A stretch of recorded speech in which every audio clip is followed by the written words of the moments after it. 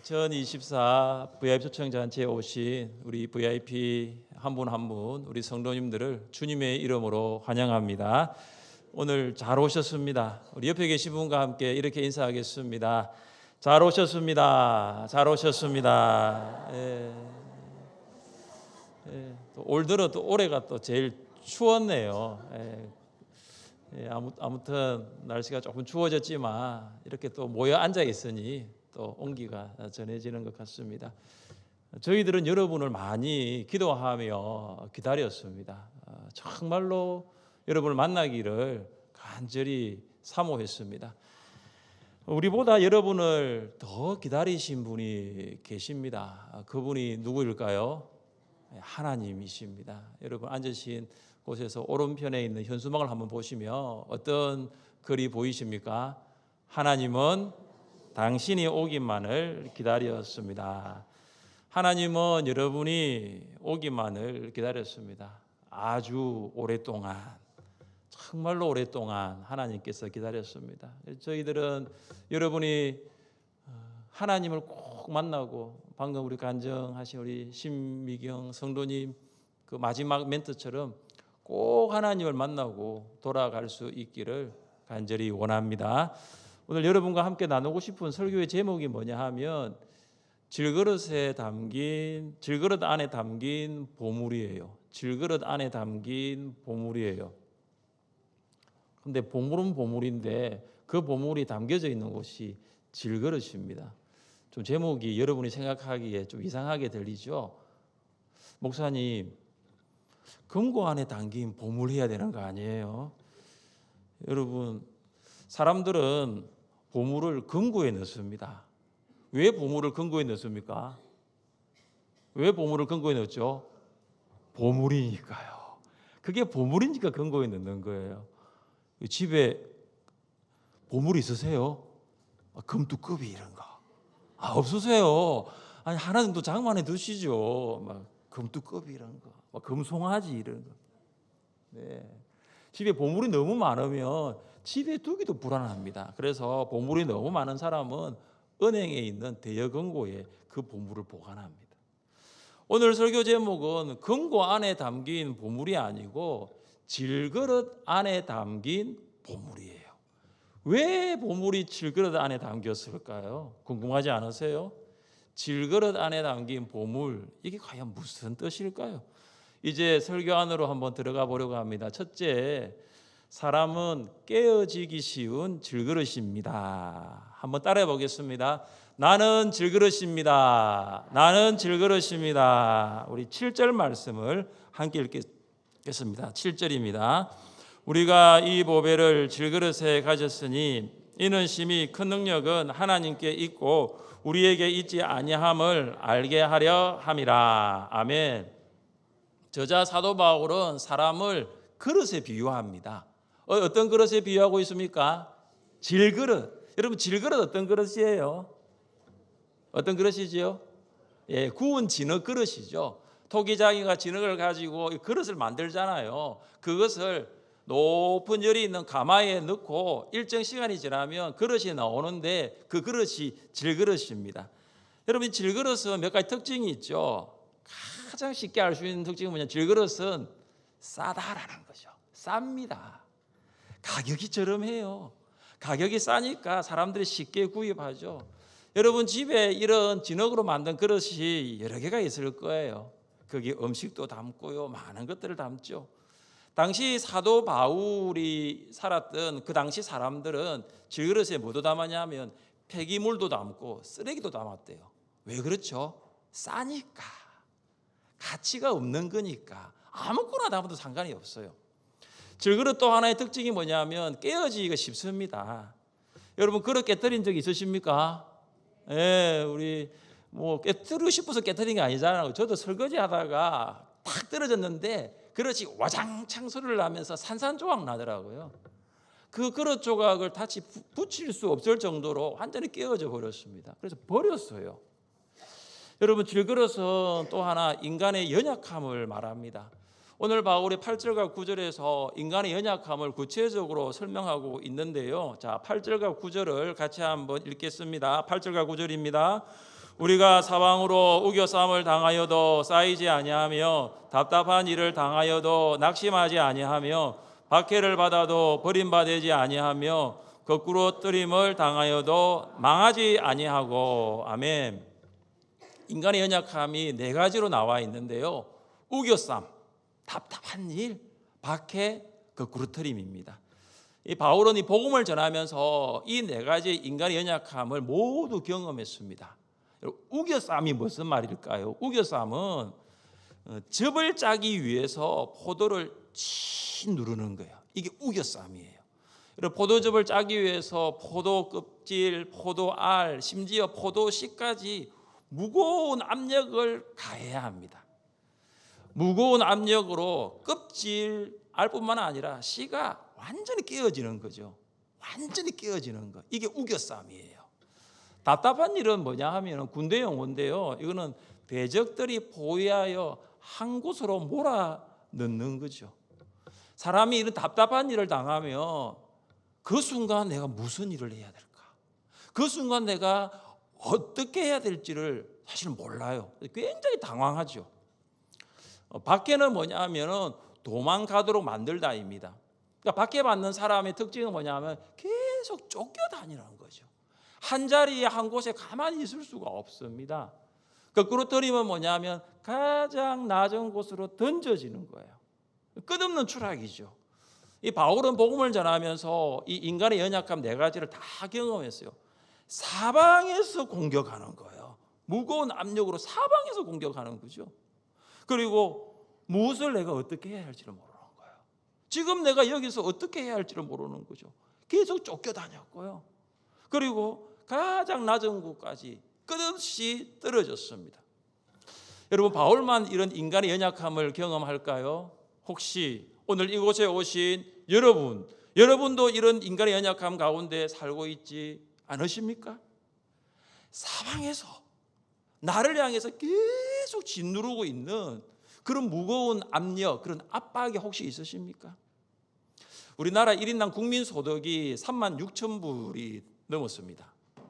여러분, 36,000불이 넘었는데도 우리나라 안에 한 가지 경제적인 특징 중에 하나가 양극화예요.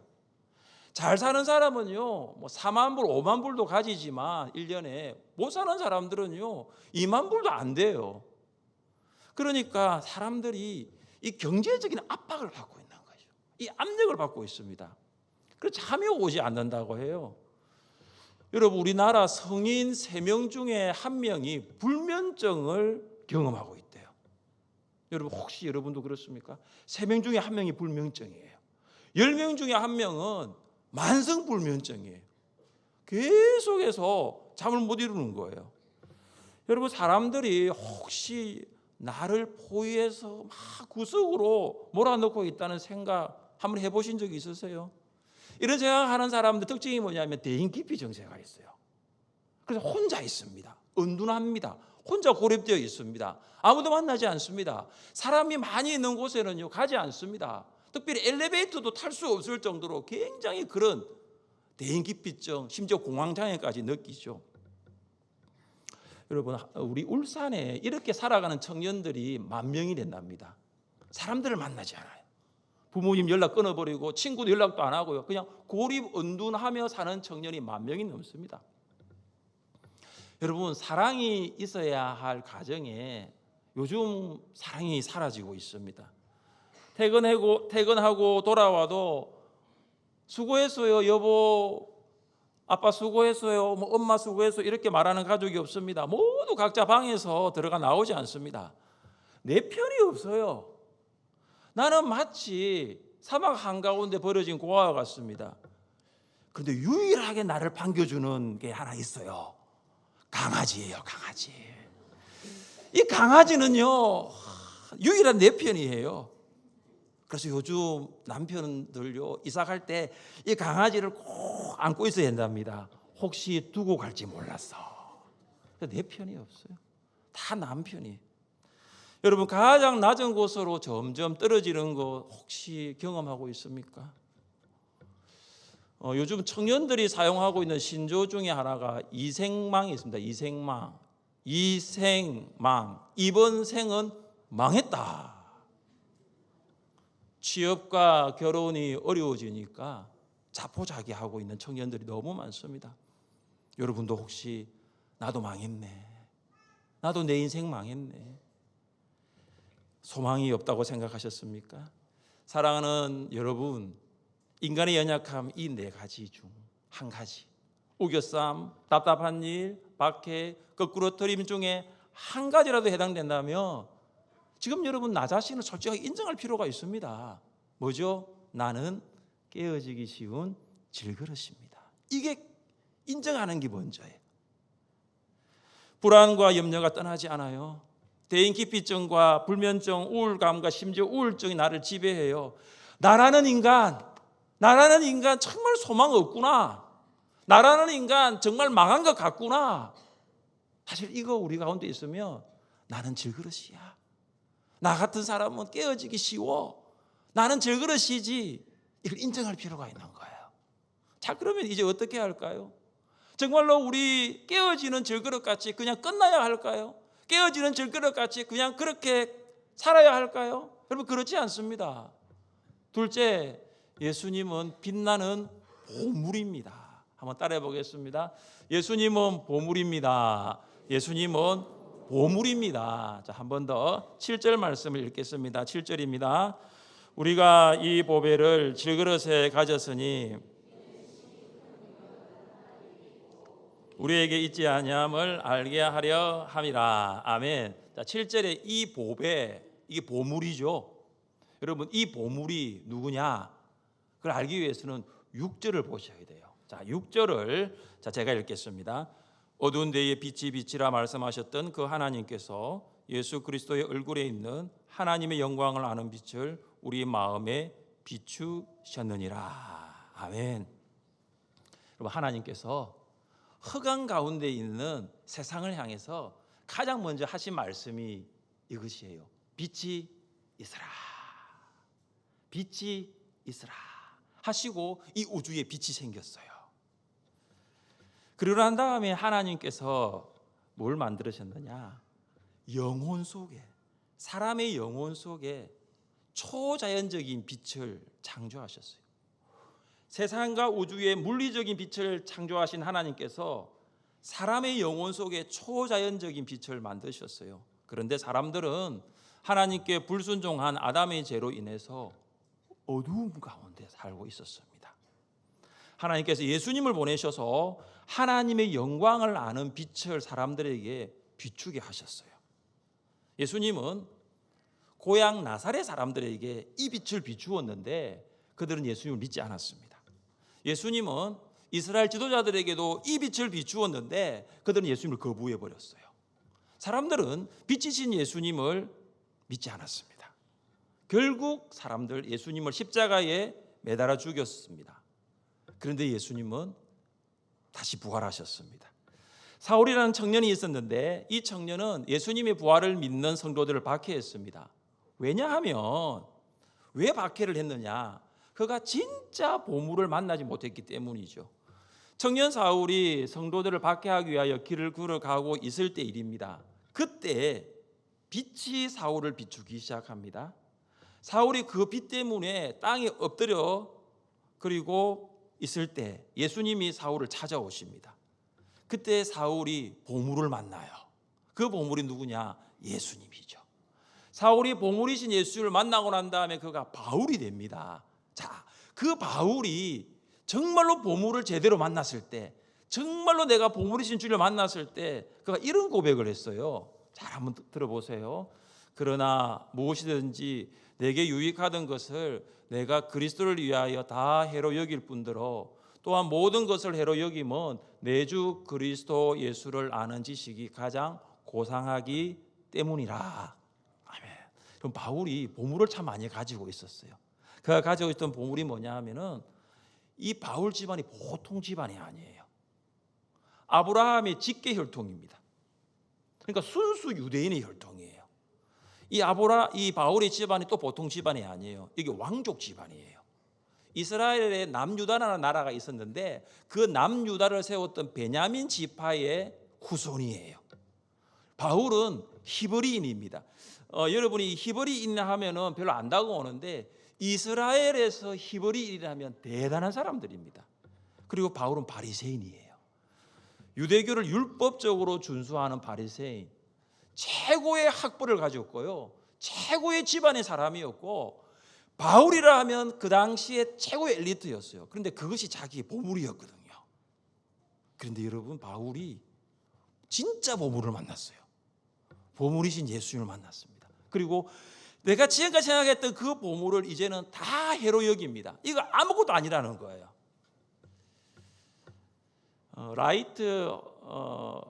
라이언 화이트라는 어린이가 있었어요. 이 라이언 화이트라는 이 13살의 이 아이가 그 혈루병을 앓았는데 이제 수술을 받다가 이제 이렇게 수유를 하잖아요.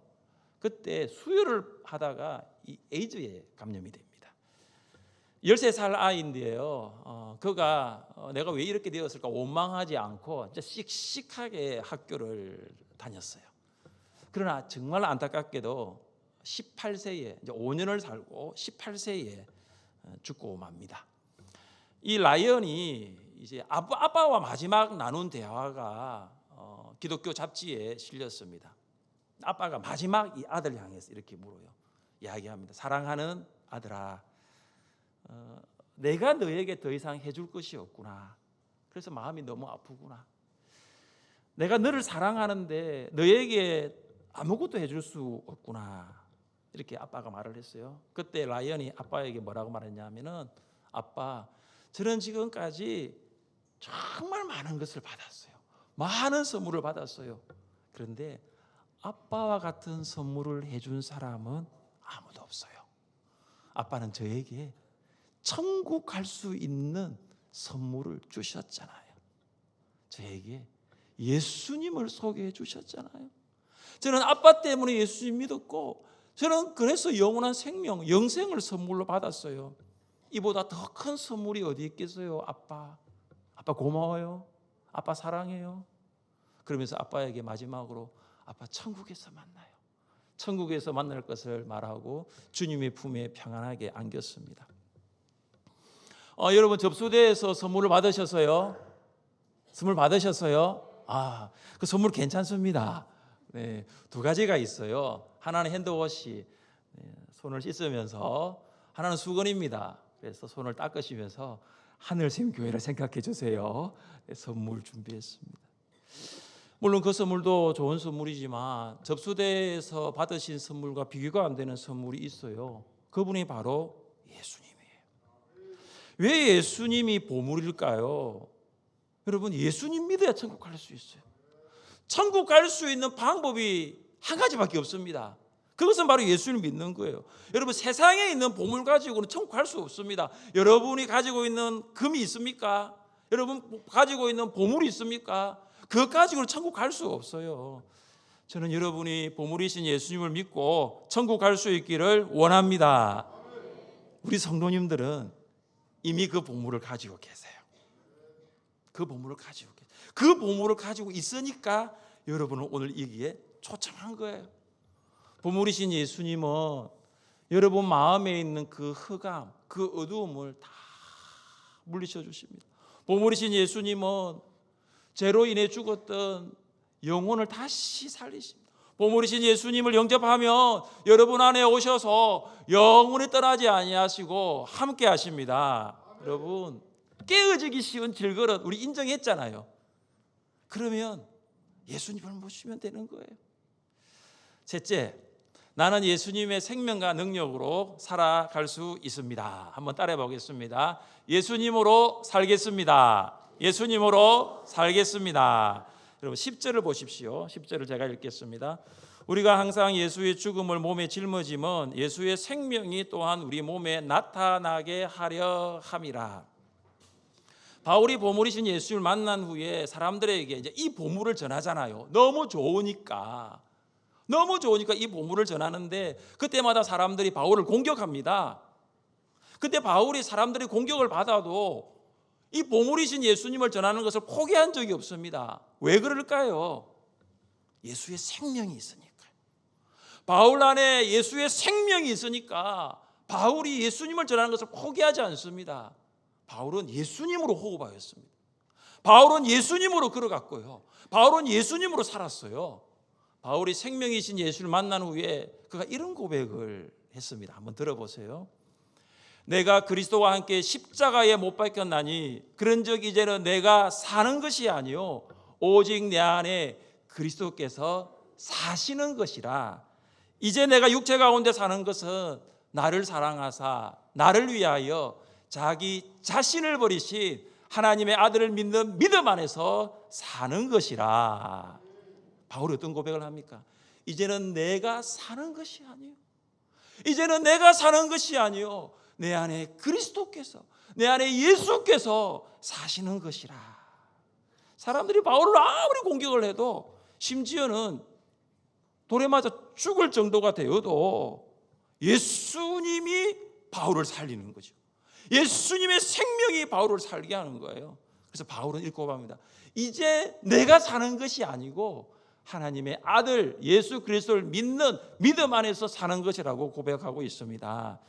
우리는 질그릇 같은 존재예요. 상처받기 쉽고요, 깨어지기 쉽고요. 그런데 우리가 예수님 영접하면 우리 예수님의 능력으로 살아갈 수 있는 거예요. 자, 7절 말씀을 함께 읽습니다. 7절입니다. 우리가 이 보배를 질그릇에 가졌으니 우리에게 있지 아니함을 알게 하려 함이라. 아멘. 여러분, 저도 질그릇입니다. 질그릇 괜찮아요. 질그릇 괜찮아요. 우리나라는 수저를 비유해서 뭐 흙수저, 은수저, 금수저 하는데, 여러분 질그릇 괜찮아요. 흙그릇 괜찮아요. 값이 싸도 괜찮습니다. 깨워 지키셔도 괜찮아요. 중요한 건 뭔지 아십니까? 질그릇 안에 무엇이 담겨져 있느냐가 중요한 거예요. 여러분, 질그릇 안에 밥이 담기면 그 그릇은 무슨 그릇입니까? 밥그릇이죠. 국이 담기면, 잘 아시네요. 질그릇 안에 보물이 담기면 그게 보물이에요. 보물. 보통 그릇이 아니에요. 그게 보통 그릇입니까, 여러분? 우리는 연약하지만 연약하지 않아요. 우리는 부족하지만 부족하지 않아요. 우리는 힘이 없지만 힘이 없는 것이 결코 아니에요. 우리가 사방으로 우겨쌈을 당하여도 쌓이지 아니하며, 답답한 일을 당하여도 낙심하지 아니하며, 박해를 받아도 버림받지 아니하며, 거꾸로 떨림을 당하여도 망하지 아니하고, 우리가 사방으로 우겨쌈을 당하여도 쌓이지 않는 이유가 뭐예요? 예수님의 능력 때문이에요. 우리가 박해를 받아도 낙심하지 않는 이유가 뭐예요? 예수님의 능력 때문이에요. 우리가 답답한 일을 당하여도 낙심하지 않는 이유가 뭐예요? 예수님의 능력 때문이에요. 거꾸로 떨림을 당하여도 망하지 않는 이유가 무엇입니까? 예수님의 능력 때문이에요. 예수님은 능력의 하나님이십니다. 예수님은 사망의 권세를 이기시고 부활하셨어요.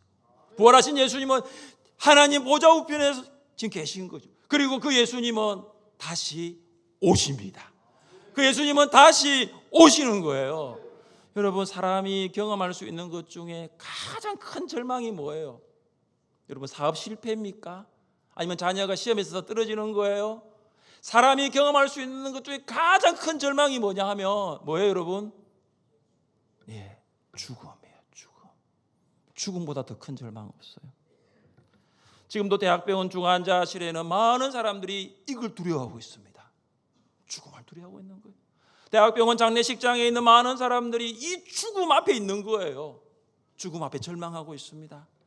사람이 가장 두려워하는 거 죽음이에요.